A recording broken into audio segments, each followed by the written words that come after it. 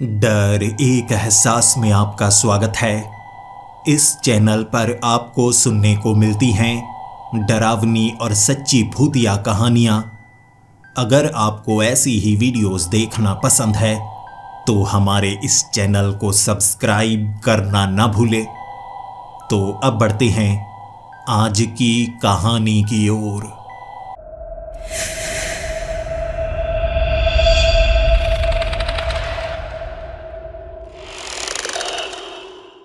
Hello दोस्तों, मेरा नाम कीतन है और मैं यूनाइटेड स्टेट्स ऑफ अमेरिका का रहने वाला हूँ।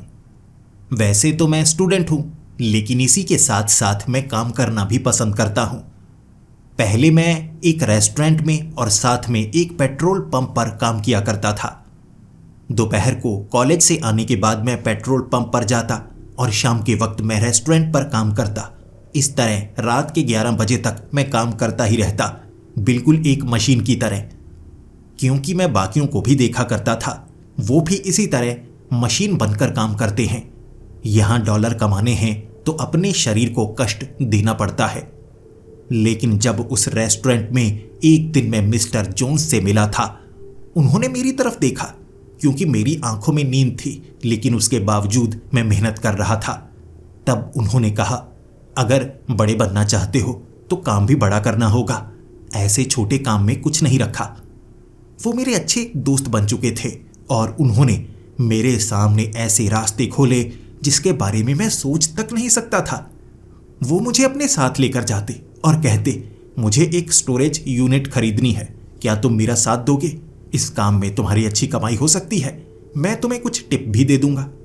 पहली बार मैंने हामी भरी थी और उसके बाद मैं एक स्टोरेज यूनिट में गया था। ये उन्होंने खरीद रखी थी और वहां पर हम खंगालने लगे, कोई काम की चीज ढूंढने लगे।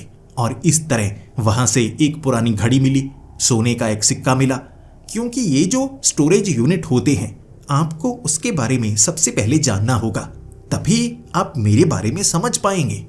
स्टोरेज यूनिट यानी कि बड़े बड़े कंटेनर्स ऐसी जगह पर रखे जाते हैं जहां कुछ लोग जो अपना सामान सुरक्षित रखना चाहते हैं, बिल्कुल बैंक के लॉकर की तरह। लेकिन बैंक का लॉकर बहुत छोटा होता है, लेकिन ये स्टोरेज यूनिट पूरे एक कमरे की तरह। मान लो आपके पास कुछ कीमती चीजें हैं या जरूरी चीजें हैं या कबाड़ की चीजें हैं और आप उसे घर में नहीं रखना चाहते, तो आप चाहेंगे किराए का एक छोटा सा स्टोरेज रूम मिल जाए जहां पर आप उस सामान को रख पाएं। ऐसे ही बड़े बड़े हजारों की संख्या में यहां पर स्टोरेज यूनिट्स बनी हुई हैं। लोग इसे खरीदते हैं, इसमें सामान रखते हैं जब तक उन्हें उसकी जरूरत नहीं पड़ती। और कभी कभी कुछ लोग अपना कबाड़ भी ऐसे स्टोरेज यूनिट्स में छोड़कर चले जाते हैं। और फिर अगर उनके साथ कोई हादसा हो जाए या वो इस स्टोरेज यूनिट को भूल जाएं और इसका किराया ना दे, 2 सालों तक इंतजार किया जाता है ताकि वो फाइन भरने के बाद अपना सामान खुद ही रख पाएं। लेकिन अगर 2 साल की अवधि बीत जाती है तो ये स्टोरेज यूनिट स्टोरेज कंपनी के नाम पर हो जाती है। फिर वो ऑक्शन करते हैं, खोला जाता है शटर को, लोग बाहर से देख सकते हैं, छू नहीं सकते, और इससे वो अंदाज़ा लगाते हैं अंदर पड़ी चीज़ों की कीमत कितनी हो सकती है। लेकिन कोई भी अपना सामान बिखरा हुआ नहीं रखता, इसमें किस्मत होती है। आप उस स्टोरेज यूनिट को सस्ते में खरीद ले और अंदर से आपको सोने से भरे हुए बिस्किट मिल जाए, फिर सारी किस्मत आपकी। और मिस्टर जोन्स ने मुझे ये काम सिखाया क्योंकि वो खुद भी ये काम कर रहे थे। फिर क्या, इस काम ने मेरी जिंदगी को बदल कर रख दिया। जब पहली बार मैंने ऑक्शन में भाग लिया था, मेरी जेब में सिर्फ $500 थे, वो भी पिछले 20 दिनों में कमाकर मैंने रखे हुए थे। मेरा दिल धक धक कर रहा था।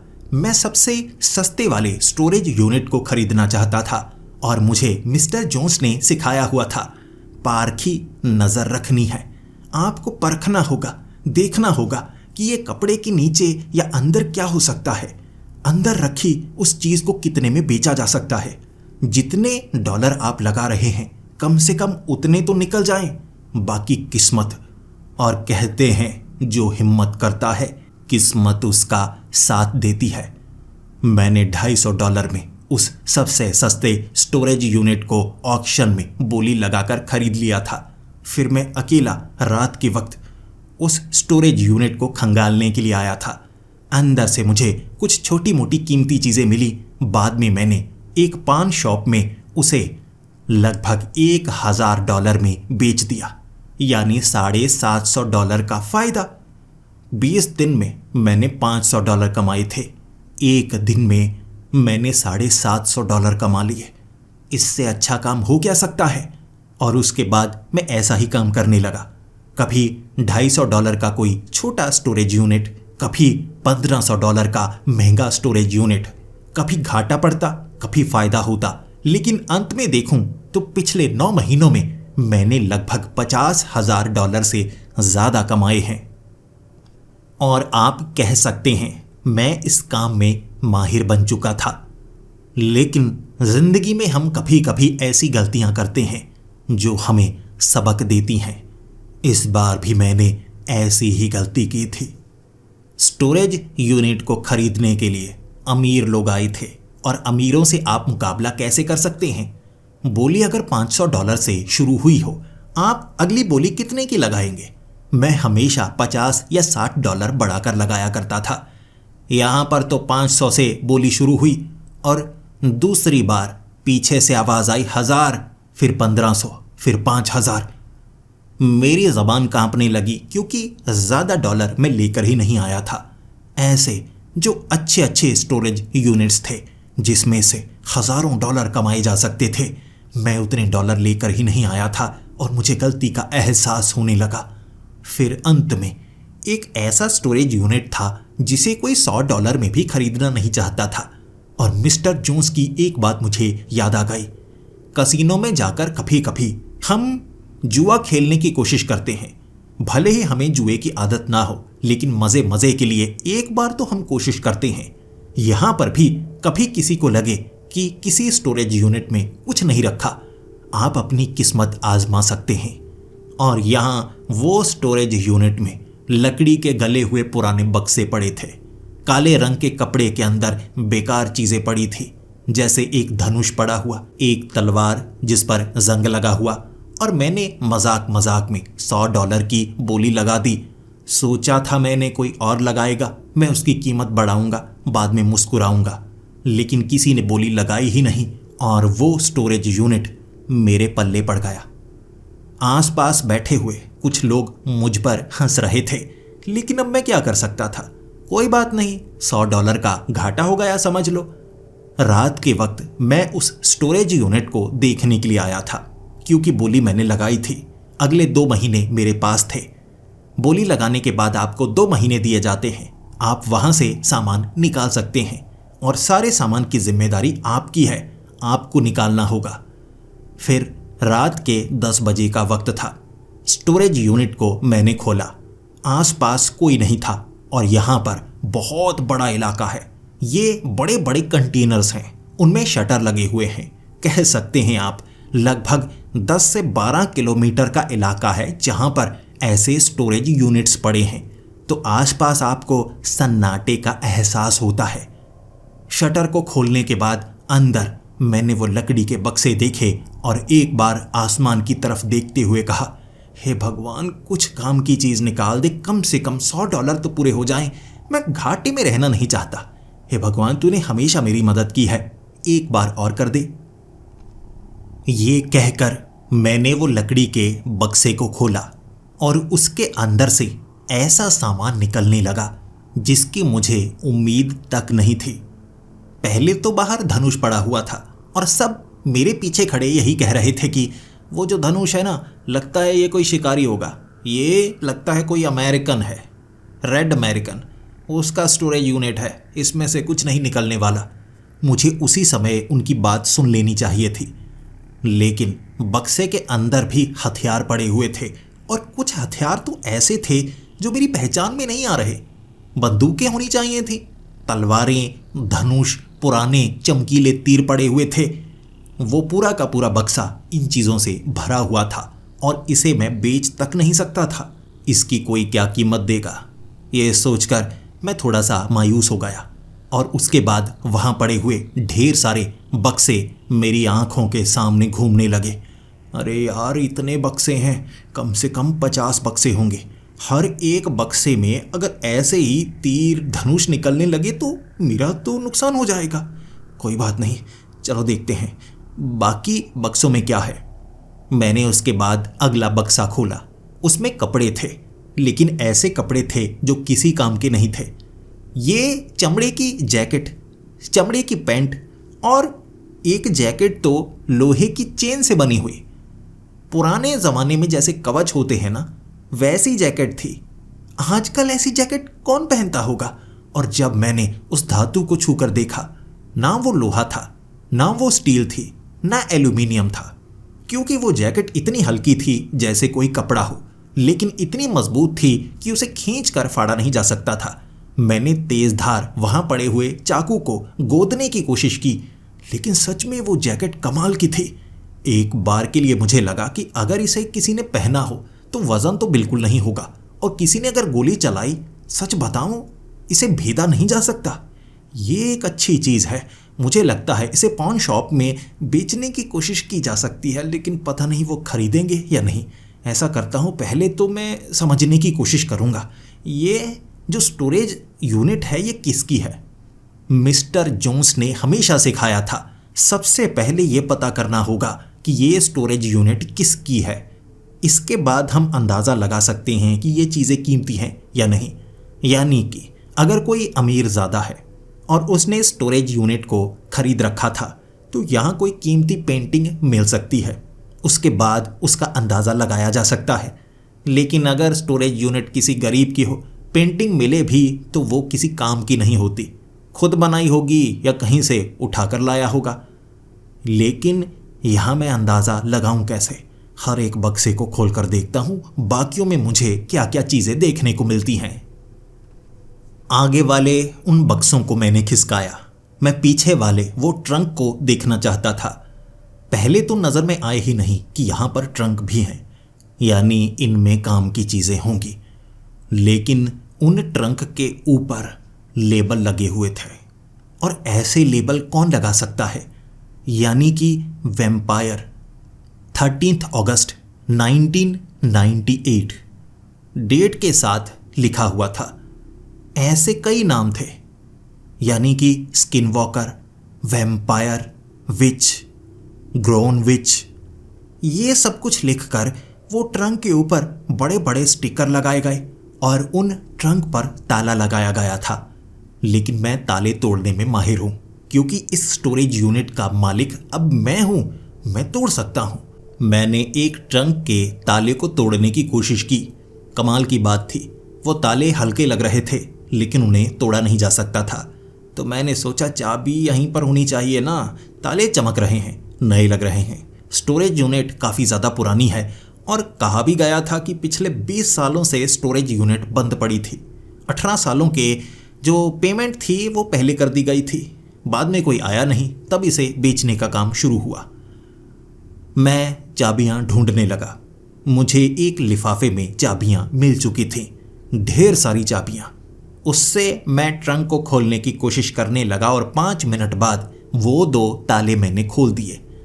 जब मैंने वो विच वाले एक ट्रंक को खोला था, उसमें वैसे कपड़े भी थे जैसे किसी चुड़ैल के कपड़े होते हैं, कॉस्ट्यूम। लगता है ये किसी थिएटर में काम करने वाला आदमी होगा। ऊपर से मैंने कपड़ों को हटाया था। मुझे बीच में एक जार भी मिला। ये जार था पानी से भरा हुआ, लेकिन पानी के साथ साथ बीच में तैरती हुई एक आंख। ये इंसानी आंख लग रही थी, जैसे सिरके में डाली हुई आंख। बिल्कुल ताज़ा, गली नहीं थी, और मुझे तो उल्टी आने का मन होने लगा, और मैंने जार को फिर से बीच में धंसा दिया, और फिर बाहर आकर मैं सांस लेने लगा। यार, ये कैसा स्टोरेज यूनिट है, बड़ा अजीब है। काम की चीज़ ढूंढने के लिए कोशिश कर रहा हूँ और इतनी अजीब चीज़ें मिल रही हैं, मेरी सोच से भी परे। मैंने दोबारा हिम्मत की। अब मैं कोई काम की चीज़ ढूंढना चाहता था, किसी ट्रंक को मैं खोलना नहीं चाहता था। मैं देखने लगा कोई किताब मिल जाए, कोई आइडेंटिटी कार्ड मिल जाए।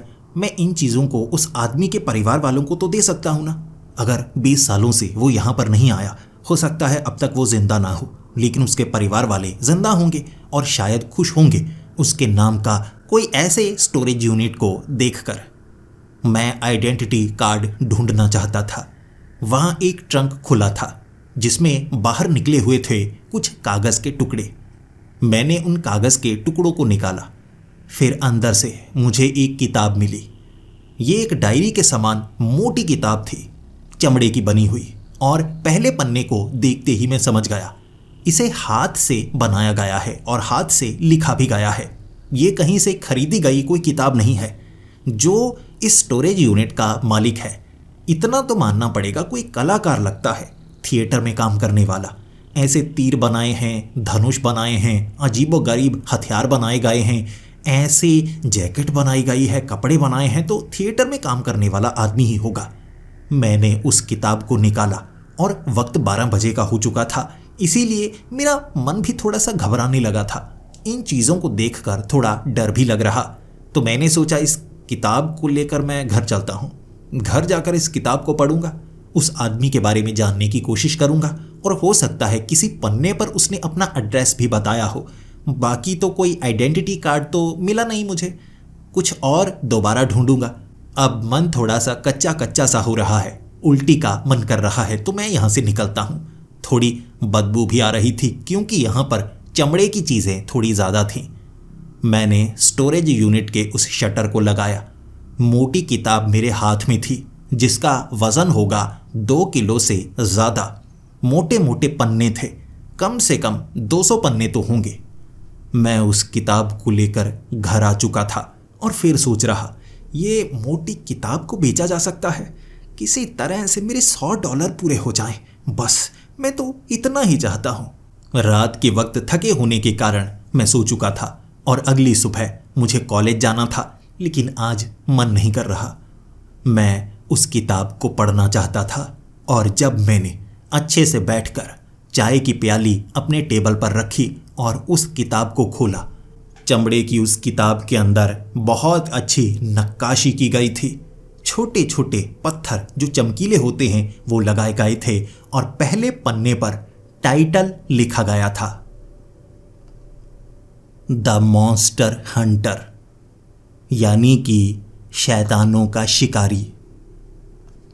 मैं थोड़ा सा मुस्कुराया, अरे यार ये कैसा टाइटल दिया है। उसके बाद मैं नीचे पढ़ने लगा।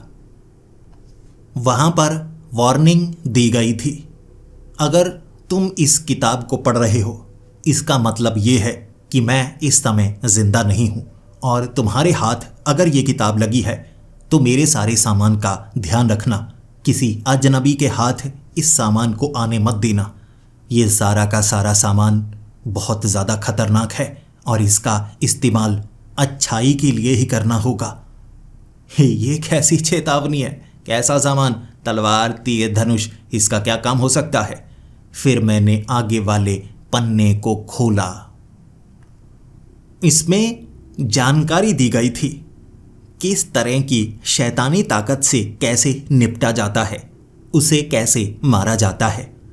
मुर्दा जब जिंदा हो जाएं, उनके शरीर में एक ताकत है, उन्हें काटा जाए तो दर्द नहीं होता, मारने की कोशिश करो तो वो पहले से मरे हैं, मरेंगे नहीं, बल्कि उन्हें खत्म करने का तरीका अलग है। मिट्टी में दोबारा दफनाना और उनके माथे के ऊपर एक खास तरह का पत्थर रखना। अगर उस पत्थर को माथे के अंदर धंसा दिया जाए फिर वो मुर्दे दोबारा नहीं उठ सकते। आगे वाले पन्ने में भी कुछ ऐसा, एक चुड़ैल को रोकने का तरीका। उसके आगे वाले पन्ने में भी कुछ ऐसा। आगे वाले जितने भी पन्ने थे ऐसी जानकारी दी गई थी। मैं जल्दी जल्दी से उन पन्नों को निकालने लगा। मैं चाहता था कि ये जो किताब का मालिक है उसका एड्रेस मिल जाए। किताब के ना आगे एड्रेस लिखा है ना पीछे एड्रेस लिखा है। जानकारी भूत प्रेतों से निपटने की है, और सच कहूँ तो सिर्फ निपटने की नहीं, उन्हें खत्म करने की। लेकिन ये तो कहानियों वाले जीव है ना, असल में ये वैम्पायर, चुड़ैलें ये मौजूद थोड़ी ना है। मैं हंसा था। अचानक मेरे दरवाजे को किसी ने खटखटाया था। ये वक्त होगा दोपहर के करीब का। मैं काफ़ी कोशिश कर चुका था उस किताब को पढ़ने की, लेकिन जब मैंने दरवाज़ा खोला बाहर कोई नहीं था। 15 मिनट बाद दोबारा किसी ने बेल को बजाया। मैं बाहर गया, बाहर कोई नहीं था। रात होने तक करीबन 15 बार कोई मेरे दरवाजे को खटखटा कर जा रहा था, बेल को बजा कर जा रहा था, लेकिन जब भी मैं बाहर निकलता मुझे बाहर कोई नहीं मिलता और मुझे थोड़ा थोड़ा डर लगने लगा। मुझे ऐसे लोग बिल्कुल नहीं पसंद जो दूसरों को परेशान करते हैं, और अगर आपको कोई बार बार परेशान कर रहा है इसका मतलब है कि वो आपके पीछे पड़ चुका है। ये कोई मजाक नहीं हो सकता। डरा हुआ था। और उसके बाद रात के 9 बजे जब मेरे घर की बेल दोबारा बजी थी, मैं जल्दी से बाहर निकला और एक बार देखना चाहता था कौन है बाहर। जब मैंने दरवाज़ा खोला मुझे लगा था बाहर कोई नहीं होगा, मैं भागता हुआ जाऊंगा, इधर उधर देखूंगा कि कौन है। लेकिन दरवाज़ा खोलकर जब मैं आगे गया एक आदमी खड़ा था जिसका माथा मेरे माथे से टकराया।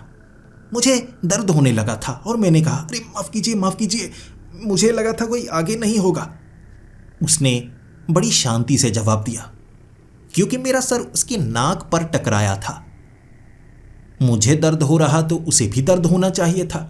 मैं दर्द से कराह रहा था, लेकिन वो वैसे ही खड़ा। उसने मुझे कहा, डरने की कोई बात नहीं है, तुम्हें बाहर जाने की ज़रूरत नहीं है, मैं अंदर आता हूँ। वो आदमी बड़ा ही अजीब था। उसका चेहरा पूरी तरह से पीला पड़ा हुआ था।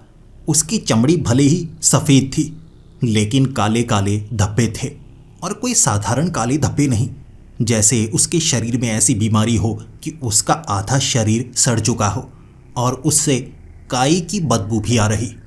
अब वो मेरे घर के अंदर था, तो मैं क्या कर सकता था। मैंने कहा, आइए बैठिए, आप मुझे बता सकते हैं आप हैं कौन, मैंने आपको पहचाना नहीं। वो आदमी ने बात को घुमाया फिराया नहीं, सीधा सीधा कहा, मैं पूरा दिन तुम्हें एहसास दिलाता रहा कि आज मैं आने वाला हूँ, तुम्हारे दरवाजे को खटखटा रहा था, तुम्हारी बेल को बजा रहा था, और अब सही समय पर मैं तुम्हारे पास आया हूँ, और ये हमारी पहली और आखिरी मुलाकात होगी। तुमने उस किताब को खोला है और मुझे इसी काम के लिए रखा गया था। अगर मालिक के सिवा कोई इस किताब को खोले तो मैं उन्हें सतर्क करने के लिए आऊं, और मैं आपको बस इसके बारे में कुछ बताना चाहता हूं। इसका इस्तेमाल सही कीजिएगा। इसमें लिखा गया हर एक शब्द असली है। इसका ध्यान रखिएगा, सामान का ध्यान रखिएगा, और जब भी ज़रूरत होगी मैं शायद आपके आसपास रहूँगा। तो मैं चलता हूँ। ये कहकर वो आदमी दरवाज़ा खोलकर बाहर चला गया। मैं हक्का बक्का था। मैं उससे सवाल करना चाहता था, मैं उससे बात करना चाहता था, लेकिन जो वो कहकर गया है इसका मतलब क्या है, और इस किताब के बारे में उसे कैसे पता, और दिन भर दरवाज़ा खटखटाकर बेल बजाकर मुझे डरा क्यों रहा था। वो मेरी आंखों के सामने दरवाज़ा खोलकर बाहर गया था। दरवाज़ा 1 सेकंड में बंद हुआ होगा। मैं भागकर दरवाज़ा खोलकर उससे बात करने के लिए गया। उसे दूर होना नहीं चाहिए था। कहाँ चला गया? अभी तो घर से बाहर निकला है। मुझे वो नज़र ही नहीं आ रहा था और मुझे इतना ज़्यादा डर लगने लगा। मैंने दरवाजे को बंद किया और फिर उस किताब की तरफ देखकर मैं सोचने लगा था, इस आदमी को कैसे पता कि मेरे पास ये किताब है? मैंने जब स्टोरेज यूनिट में चीज़ों को खंगाला था तब मुझे लगता है कोई आसपास था। बाहर से शटर खुला था ना, तो किसी ने देख लिया होगा। मिस्टर जोन्स ने हमेशा मुझे कहा था, जब भी अंदर चीज़ों को खंगालो शटर को बंद कर लो। हो सकता है कोई कीमती चीज़ मिले और आसपास अगर कोई हो तो तुम्हें नुकसान हो सकता है। जो मिले उसे छिपा कर रखना होता है और किसी काम वाले को ही उसे दिखाना होता है या बेचना होता है। 1 घंटे मैं सोचता रहा, मेरा दिमाग घूम गया और मैं सीधा पहुंच गया स्टोरेज यूनिट को चेक करने के लिए। मैंने शटर को खोला। अंदर घुसने के बाद शटर को अच्छे से बंद कर दिया। बाहर से कोई अंदर देख नहीं सकता था। अब मुझे चीज़ों को खंगालना चाहिए। अंदर क्या क्या मौजूद है वो देखना चाहिए। मैंने 1-2 लकड़ी के बक्से और खोले। उनमें अजीबोगरीब हथियार थे। एक गुलेल थी, लेकिन उसका डिज़ाइन बिल्कुल अलग था। एक बंदूक भी थी, लेकिन ये कोई बच्चों वाली बंदूक लग रही थी। हथियार थे एक बक्से में तो एक में कपड़े, ऐसी ही चीजें, और एक बक्से में एक अजीबोगरीब नक्शा था। अब ये ऐसा नक्शा था जो साधारण कागज से बना हुआ नहीं लग रहा, जैसे किसी अलग एंगल में उसे देखो तो थोड़ा थोड़ा रंग भी बदल रहा था और उसमें कुछ अजीब से निशान बने हुए। फिर मैंने ध्यान दिया, ऐसा लगा जैसे ये नक्शा यहीं का है और नीचे रखी हुई एक घड़ी। ये घड़ी देखने में पुरानी लग रही, ना तो इसमें सुइयां थी ना कोई नंबर था, लकड़ी की ये घड़ी थी। मैं सोच रहा ये एक ऐसी घड़ी है, इसे कोई क्यों पहनना चाहेगा, ये काम क्या करती है। मैंने बस इतना सोचा था, ये कोई हाईटेक घड़ी नहीं थी। लेकिन जैसे ही मैंने उस घड़ी को पहना, वो जो चमड़े का नक्शा था, साधारण चमड़े और कागज के मिश्रण से बना हुआ अजीब सा नक्शा, उसके बीच लाल रंग अपने आप चमकने लगा। मैं देखता रह गया ये क्या है, और बाकी ये लाल लाल और निशान क्रॉस की तरह बने हुए, इसका क्या मतलब हो सकता है। मुझे ये कोई साधारण नक्शा लगा ही नहीं, मुझे ये जादुई नक्शा लगा। मैं उस नक्शे को लेकर उस स्टोरेज यूनिट से बाहर निकला था। बाहर निकलकर थोड़ा टहला और मैंने वो जो लाल बिंदु था ना, उसे हिलता हुआ देखा। ये लाइट नहीं थी, ये जैसे कोई हाईटेक नक्शा हो। लाल बिंदु मुझे दिखा रहा होगा, यानी ये घड़ी का काम ये है। और इस नक्शे का काम क्या है? नक्शे में ये जो लाल क्रॉस बने हुए हैं, इसका क्या मतलब? और सिर्फ एक ही तरह के लाल क्रॉस नहीं है, एक तो साधारण लाल क्रॉस, एक लाल क्रॉस के ऊपर टोपी बनी हुई, और ये जो क्रॉस थे ना, ये हिल रहे। एक लाल क्रॉस के बीच में एक खोपड़ी बनी हुई, ऐसे अलग अलग निशान बने हुए जो थोड़े थोड़े हिल भी रहे। और मैं सोच रहा, यार पहले तो इस नक्शे पर कोई यकीन नहीं करेगा, जादुई नक्शा, और मैं इसे बेचने जाऊंगा, मुझे कोई नुकसान तो नहीं होगा। मैं ऐसा करता हूं, मिस्टर जोन्स से मिलता हूं कि ऐसी चीजें मुझे मिली हैं, मैं इसका क्या करूं, उनसे जानूंगा। मिस्टर जोन्स से मिलने से पहले मैंने उस स्टोरेज यूनिट से कुछ खास चीजें भी निकाली जो मुझे लग रहा था कुछ कीमती हो सकती हैं। एक लकड़ी के बक्से में अजीबोगरीब डिजाइन थे। एक काले जादू वाली गुड़िया लग रही, मजाक में ही मैंने उस गुड़िया को भी निकाला। लकड़ी की अजीब सी आकृतियां भी वहां पर थीं, मैंने उसे भी ले लिया। मिस्टर जोन्स को रात के वक्त मैंने बुलाया था कि एक ज़रूरी काम है। मैं पहुंच गया उनके घर और सबसे पहले मैंने उनके सामने वो चीज़ें रखीं और फिर कहा, जी मुझे ऐसी स्टोरेज यूनिट मिली है जिसमें से ये चीज़ें निकली थी। अब बताइए मैं क्या करूं, मैं घाटे में हूं या फ़ायदे में हूं, आप बता सकते हैं। वो गुड़िया को या लकड़ी की उस चीज़ को देखकर इतने हैरान नहीं हुए थे जितने उस छोटी सी मूर्ति को देखकर हुए। वो अपने सोफे से उठे, भागे अपने कमरे की तरफ, और उसके बाद उनके पास एक बोतल में पानी था। ये चर्च का पानी था जो वो हमेशा अपने साथ रखते थे और इसके बारे में मुझे भी बताते थे कि ये पवित्र जल होता है। वो उस पानी को अपने ऊपर छिड़कने लगे और फिर मुझे कहने लगे, तुम पागल हो, इन चीज़ों को मेरे घर में क्यों लेकर आए हो? ये साधारण चीज़ें नहीं हैं, ये काले जादू वाली चीज़ें हैं, और निकालो इसे बाहर निकालो। मैंने उन चीज़ों को लिफाफे में डालकर घर से बाहर रखा। फिर वो कहने लगे, ठीक है, ऐसी चीज़ों को पागल हो मेरे घर में कभी मत लेकर आना। जिस स्टोरेज यूनिट में ये चीज़ें मिले, इसे बस बाहर फेंकवाने का काम कर दिया करो। कुछ लोग हैं जो अपने स्टोरेज यूनिट में ऐसी काले जादू की चीज़ें भी रखते हैं। और दिखाओ, तुम एक नक्शे की बात कर रहे थे। मैंने उनके सामने वो नक्शा खोला। उस नक्शे को देखकर उन्हें जैसे दौरा ही पड़ा हो। वो पीछे दीवार के साथ सट गए और कहने लगे, ये नक्शा है, इसमें मुझे एक चेहरा नजर आ रहा है। यह चेहरा मेरी तरफ देख रहा है। ये क्या चीज़ है? ले जाओ इसे, ले जाओ इसे। वो सदमे में थे, इसीलिए मुझे उस नक्शे को लपेटना पड़ा और मैं वहाँ से निकला। और फिर मुझे लगने लगा मैंने एक मुसीबत को पकड़ा हुआ है।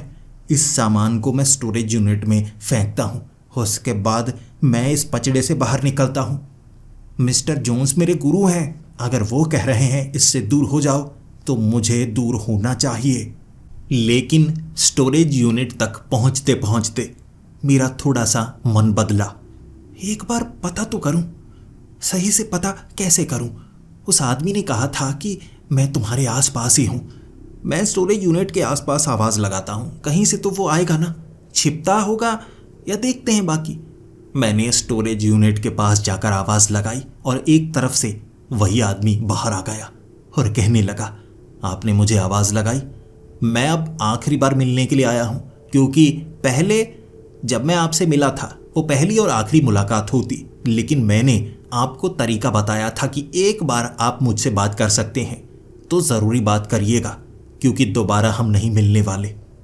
मैंने तब उसको कहा, ये जो सारी चीज़ें हैं ये क्या शापित हैं? इससे मुझे नुकसान होगा? तब उस आदमी ने कहा, जी आपको तो नुकसान नहीं होगा, क्योंकि इन सब चीज़ों ने आपका चुनाव कर लिया है, और जिसका चुनाव होता है ये चीज़ें उसके लिए खतरनाक नहीं होती, बाकी इसके इस्तेमाल पर है। हर एक चीज़ का इस्तेमाल आप ध्यान से करिएगा। मैंने उसके सामने वो नक्शा खोला और कहा, ये देखो ये नक्शा, क्या है इस नक्शे में? उसने कहा, मैं इस नक्शे में कुछ नहीं देख सकता। मुझे एक शैतानी चेहरा नजर आ रहा है जो मुझे कभी भी खत्म कर सकता है अगर मैंने इस नक्शे को नुकसान पहुंचाने की कोशिश की। लेकिन आपको ये नक्शा नजर आ रहा है क्योंकि आपका चुनाव हुआ है। इन चीज़ों को आपकी सिवा कोई नहीं देख सकता। जब इसका इस्तेमाल हो रहा होता है तो किसी एक का चुनाव होता है। जब तक उसकी मृत्यु नहीं होती ये नक्शा अपने नए मालिक का चुनाव नहीं करता, और ये उसी का चुनाव करता है जिसका चुनाव बाकी सब चीज़ें भी करती है। कुछ भी साधारण नहीं है। क्या अब मैं जा सकता हूँ? मैं हैरान था। हाँ ठीक है, तुम जा सकते हो, लेकिन तुम मेरे आसपास क्या मेरा पीछा करते हो? वो मुस्कुराया। वो एक शटर के अंदर चला गया। मेरी आंखों के सामने शटर बंद था, कोई उसके आर पार नहीं जा सकता, लेकिन वो उसके आर पार हो गया। मेरी आंखें खुली की खुली रह गई। मैंने उस सामान को एक तरफ फेंका, लेकिन उस नक्शे को नहीं फेंका, और फिर मैं भागा भागा घर में आया था। घर आकर मैं सोच रहा, ये क्या गड़बड़ चल रही है? मेरा चुनाव हुआ है, मुझे तो ये साधारण नक्शा ही लग रहा है, लेकिन मैं देखूं ज़रा, अब अच्छे से पहचानता हूँ, पता करने की कोशिश करता हूँ क्या सच्चाई है क्या नहीं है। नक्शे को खोला जिसमें कई क्रॉस थे। वो अपनी जगह बदल चुके थे। मेरी जगह भी बदल चुकी थी। पहले मैं इस जगह था, अब मैं इस जगह हूँ।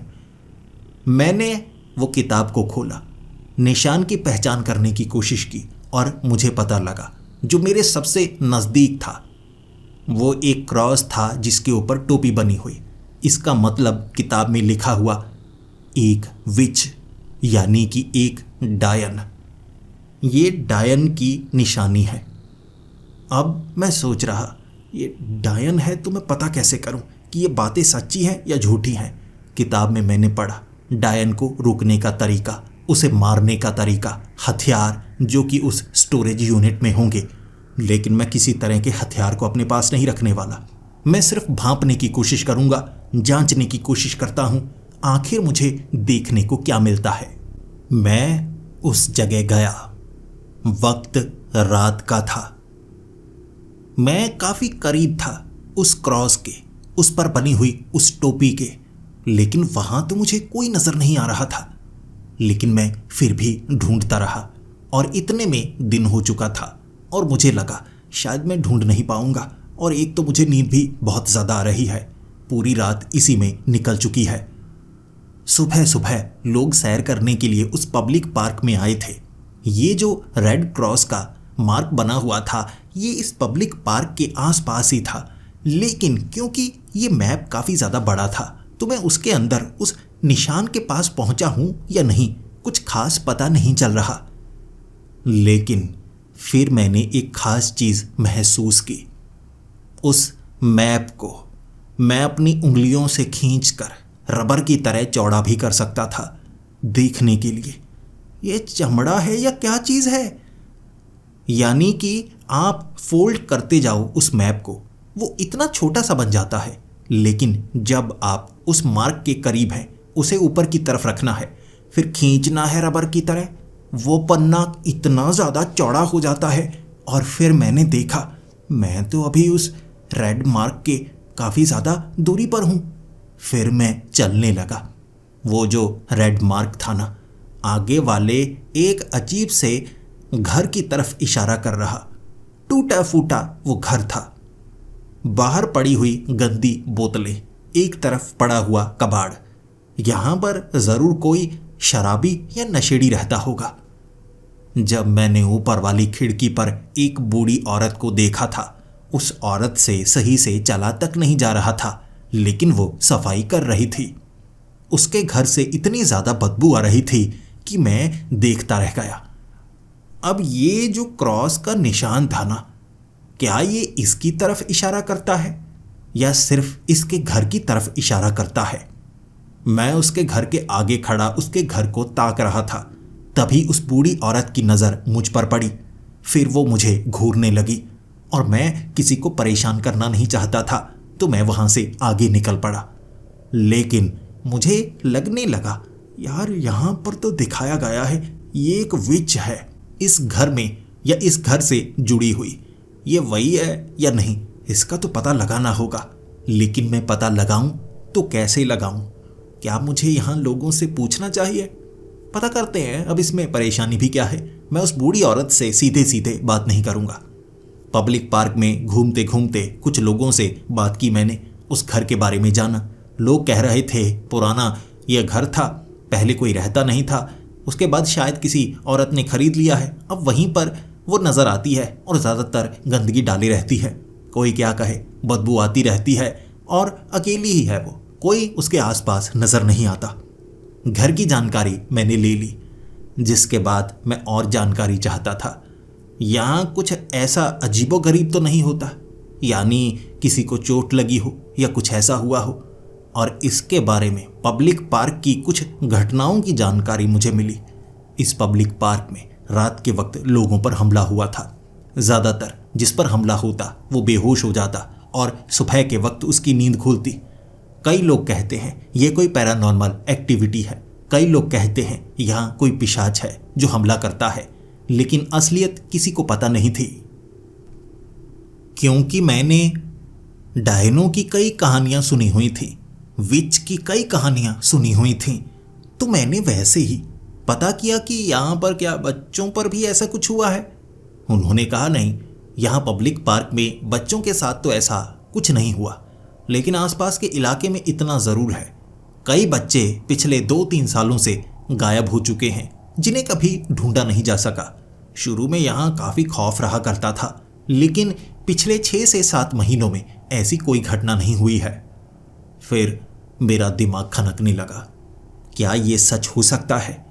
फिर रात के वक्त मैं इसकी सच्चाई जानने की कोशिश करना चाहता था, लेकिन यहाँ पर अगर मैं निहत्था आता तो हो सकता है मेरे साथ कुछ बुरा हो या इसमें कोई सच्चाई निकले ही ना। लेकिन मुझे हथियार तो साथ में लेकर आने चाहिए। मैंने उस किताब में खास पन्ने को पढ़ा, विच यानी कि डायन। डायन की कमज़ोरी क्या है, उसे हराने के लिए हथियार कौन से चाहिए। वहाँ पर एक बंदूक थी, उस बंदूक से एक सुई निकलती, गोली नहीं सुई निकलती, लेकिन वो जो सुई थी उसमें एक खास मिश्रण लगा था। उसकी बोतल भी एक तरफ पड़ी हुई। सुई को उस मिश्रण में कुछ समय भिगो कर रखना है, निकालना है, फिर उस बंदूक में भरना है। जब डायन सामने नज़र आए उस पर वार करना है। ये उसे बहुत ज़्यादा कमज़ोर कर देगी। जिसके बाद एक डायन की कमज़ोरी उसके बालों में होती है। उसकी चोटी को काटना है और उसकी चोटी को पीतल की कैंची से काटना है, और पीतल की कैंची से काटने में उसकी चोटी बिल्कुल आसानी वाला काम लगेगी। मक्खन की तरह चोटी कटेगी और चोटी कटते ही वो खत्म। सबूत को मिटाने के लिए एक लिफाफा लेकर जाना है, काले रंग की राख मिलेगी, उसे उठाना है। बाकी उसके शरीर में गहना या कोई और चीज़ होगी उसे भी निकालना है। कैमरे का खास ध्यान देना है। अगर कैमरे में फुटेज आती है फिर उस फुटेज को ख़त्म करना या उसे मिटाना भी हमारा काम होगा। इतना सब कुछ बताया गया था। मुझे लगा ये काम क्या मुझे करना चाहिए? सच में वो डायन है या मैं बस कहानियों में खो गया हूं? उसने नहीं किया होगा या वैसे ही कुछ वहां पर होता होगा, लोग झूठी कहानियां बनाते हैं। क्या मुझे पता करना चाहिए? हिम्मत करके मैंने सोचा पता करना चाहिए। हाँ, मैं उस पब्लिक पार्क में बिल्कुल अकेला था। शुरुआत में कुछ लोग वहां पर बैठे हुए बातें कर रहे थे, लेकिन अंत में मैं अकेला रह गया। मैं वहीं पर इंतजार करना चाहता था। फिर मुझे लगा मुझे घूमकर उस घर के आसपास भी जाना चाहिए। ऐसा लगना चाहिए कि मैं वहां पर अकेला हूं। मैं चलता चलता उस घर के करीब पहुंचा। पब्लिक पार्क में ही था और वहां से वो घर साफ नजर आ रहा और एक तरह ये थ्योरी सही भी लग रही थी। उस घर में वो बूढ़ी औरत रहती है। अब वो तो कुछ कर नहीं सकती होगी, कोई और होगी, कोई ईवल औरत, बुरी औरत जो लोगों के साथ ये सब करती होगी। तो यहाँ पर मैं देखता हूँ, झांकता हूँ, क्या कोई वहाँ मौजूद है या नहीं। जिसके बाद मैंने उस घर से उस बूढ़ी औरत को बाहर निकलते हुए देखा। उसने काले रंग के कपड़े पहन रखे थे, मुंह पर कुछ लगाया हुआ ये रंग लग रहा। फिर वो चलने लगी और एक पेड़ के पीछे वो निकली थी, जैसे चलकर जा रही हो और पेड़ से आगे निकली ही नहीं, पेड़ के पीछे से गायब हो गई। मैं देखता रहा। फिर मुझ पर किसी ने पीछे से हमला किया। मैं इससे पहले कुछ समझ पाता, मैं देखने लगा कौन है। मेरी पीठ पर दर्द हुआ था, मेरी गर्दन पर दर्द हुआ, किसी ने मुझे जकड़ रखा था। मुझे लगा मुझे जल्दबाजी में कुछ करना चाहिए इससे पहले कि कोई सामने से मुझे मार डाले। कहानियां सुनी थी मैंने डायन की, तो मैंने उस बंदूक को निकाला और आंखें बंद करके कभी दाईं तरफ तो कभी बाईं तरफ मैं उस सुइयों वाली बंदूक से सुइयों को छोड़ने लगा। और एक तरफ जब वो सुई किसी पर तो लगी जो नजर नहीं आ रहा था, दर्द होने लगा। एक औरत के चीखने की आवाज आई और बस यही मौका था। मेरे भागने के लिए समय काफी था। मैं भागा वहां से, बहुत ज्यादा तेज भागा। मैं भाग कर मैं घर वापस आया था और फिर आईने में खुद को देख रहा। गर्दन पर निशान थे, सर के पीछे निशान थे और छाती पर निशान थे। भले ही मैं ज्यादा चोटिल नहीं हुआ था, लेकिन ये ऐसे निशान थे जैसे किसी ने नाखून या दांत मेरी छाती पर और गर्दन में गड़ाने की कोशिश की हो। लेकिन वो तो नजर ही नहीं आ रहा था। जो भी था मेरे आसपास वो औरत जैसी आवाज निकाल रहा और नजर भी नहीं आ रहा था।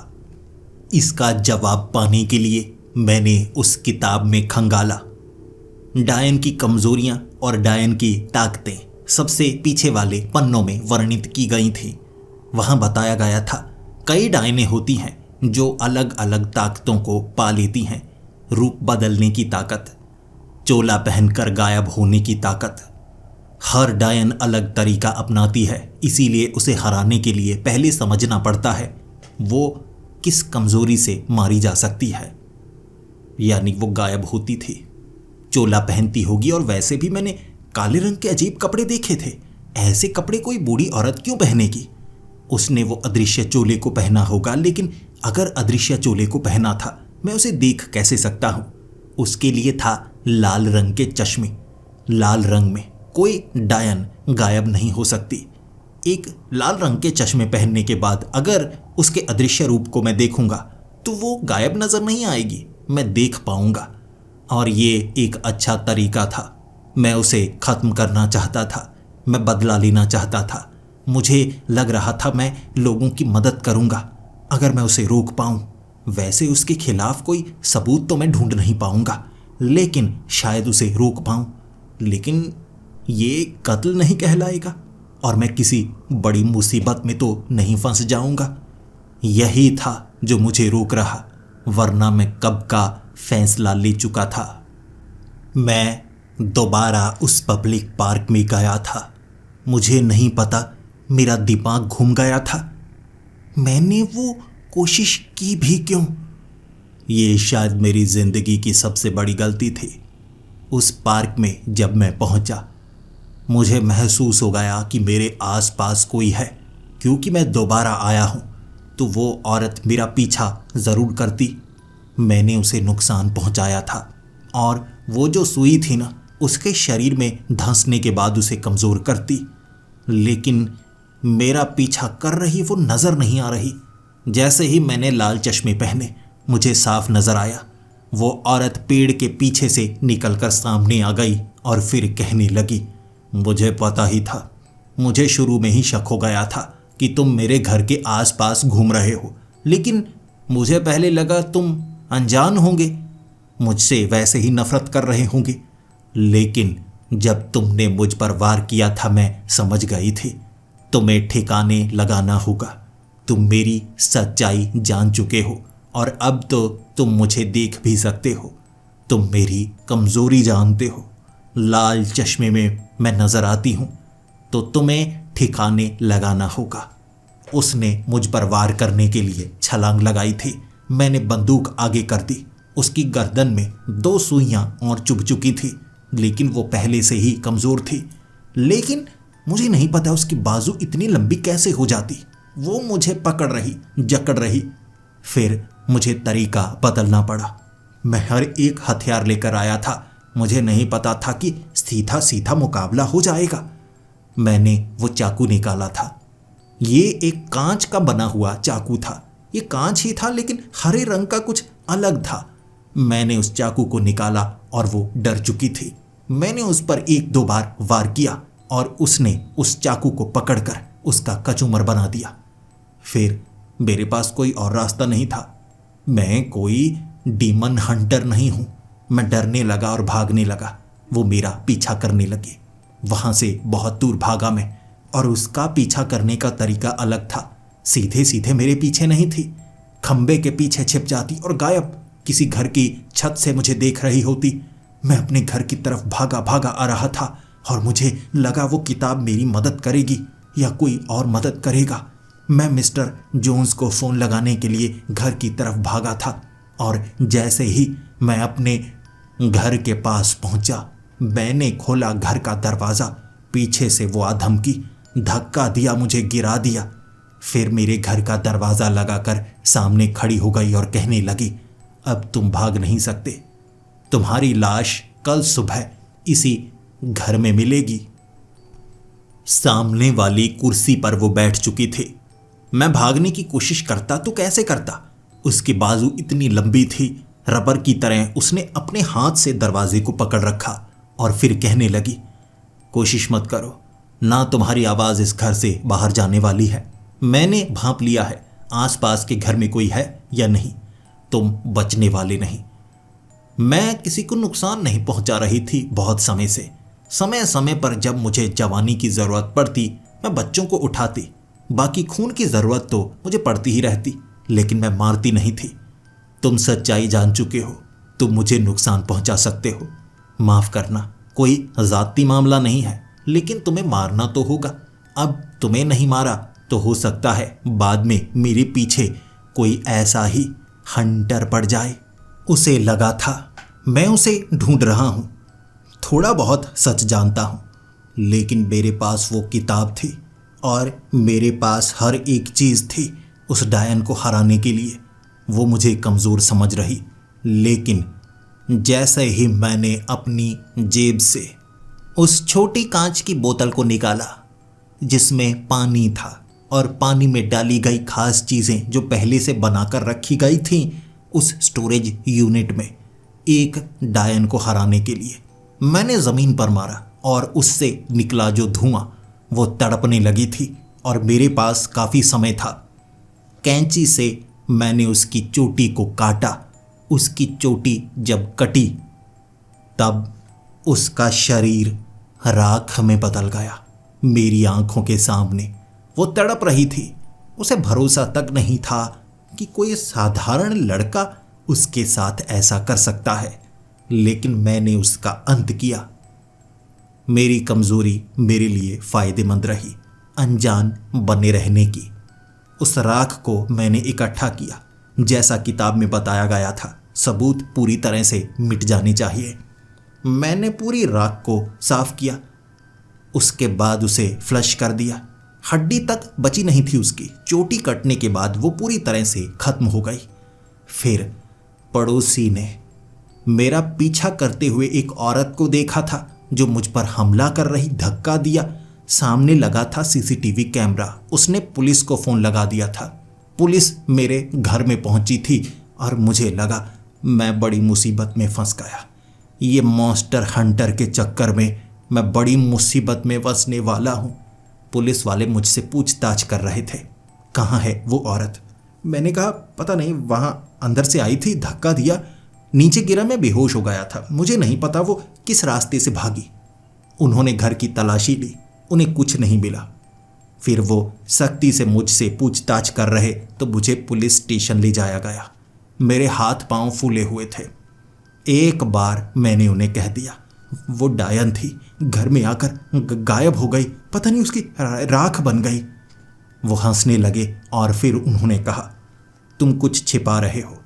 मैंने कहा मैं कुछ नहीं छिपा रहा। और एक पुलिस वाले को मैंने बताया सच। मॉन्स्टर हंटर की किताब, वो नक्शा, वो डायन। लेकिन मैंने ये नहीं कहा मैंने उस डायन को मारा। मैंने बस इतना कहा, मुझे नहीं पता, जब मैं गिरा मुझे सपना आया मैंने कोई चोटी काटी। क्योंकि पुलिस वालों ने मुझे पकड़ रखा था तो मैं बड़ी मुसीबत में फंसने वाला था। अगले दिन मुझे उस पुलिस स्टेशन से बाहर एक आदमी ने निकाला था।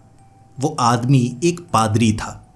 मुझे छुड़ाने के लिए एक पादरी आया। मैं खुद हैरान था और पुलिस वाले उसकी बातों पर यकीन कैसे कर पाए। उसने अपनी पहुंच लगाई थी। मुझे उसने बताया, मुझसे तुम पहले नहीं मिले और मैं जानता हूं तुम किसकी किताब का इस्तेमाल कर रहे हो। तुम्हारा चुनाव हो चुका है, लेकिन तुम्हें अच्छे से सीखना होगा। किसी बड़ी मुसीबत में मत फंस जाना। हमारी संस्था में तुम्हारा स्वागत है। मैंने उससे पूछा था, मैं समझ नहीं पा रहा हूं, आप किसकी बात कर रहे हैं और आपने मुझे क्यों छुड़ाया? उसने कहा, मैं जानता हूं तुमने उस डायन को मारा और कैसे मारा, तुम्हारे घर से क्या क्या चीजें मिली, मुझे उसके बारे में पूरा पता है। लेकिन साधारण इंसानों को इसके बारे में पता नहीं होना चाहिए। हमारी संस्था इसी तरह से काम करनी चाहिए। हम मॉन्स्टर हंटर्स हैं और हम मिलजुल कर काम करते हैं। वो स्टोरेज यूनिट हम भी ढूंढ रहे थे। मैं कब से उसकी तलाश कर रहा था और मुझे नहीं पता था उसने अपने सामान को कहाँ रखा होगा। मैं मिस्टर स्मिथ की बात कर रहा हूँ, जिसकी किताब तुम्हें मिली, जिसके नक्शे का इस्तेमाल तुमने किया। तुम्हारे बारे में पूरी जानकारी मैं निकाल चुका हूँ। अब ये तुम पर है, तुम हमारी संस्था में आना चाहते हो या नहीं। लेकिन अगर नहीं आना चाहते, हर एक चीज़ हमें सौंप दो। ये तुम्हारे काम की चीज़ नहीं है। और उसके बाद हमेशा के लिए अपना मुंह बंद रखना। ये बातें हम किसी और को बता नहीं सकते।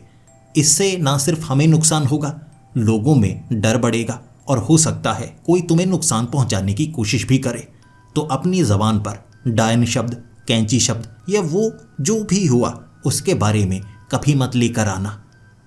बताओ, तुम ये काम करना चाहोगे? क्योंकि तुम्हारा चुनाव हुआ है। ये चीज़ें खुद चुनती हैं। ये एक वरदान या कहें श्राप की तरह है। मुझे वहां अकेला छोड़ा गया था। ये चुनाव मुझे 10 दिन के अंदर करना था। भले ही मैं ऐसा कोई काम करना नहीं चाहता था, लेकिन कहते हैं ना, नियति आपको अपने आप ऐसी जगह पर लाकर खड़ा कर देती है जहां पर मैं खड़ा हो चुका था। 10 दिन मैं सोचता रहा था। ये 10वां दिन है और आज मुझे उस पादरी को जवाब देना है। वो एक चर्च का पादरी है और मुझे उससे मिलना है, उसे जवाब देना है कि मैं ये काम करना चाहता हूं या नहीं। मुझे शायद बहुत कुछ देखने को मिले। एक संस्था, मॉन्स्टर हंटर्स की। आप मुझे जवाब दे सकते हैं, मुझे इसका चुनाव करना चाहिए या नहीं। अगर ये ऑफर आपको किया जाता, आप क्या जवाब देते? क्या आप बता सकते हैं?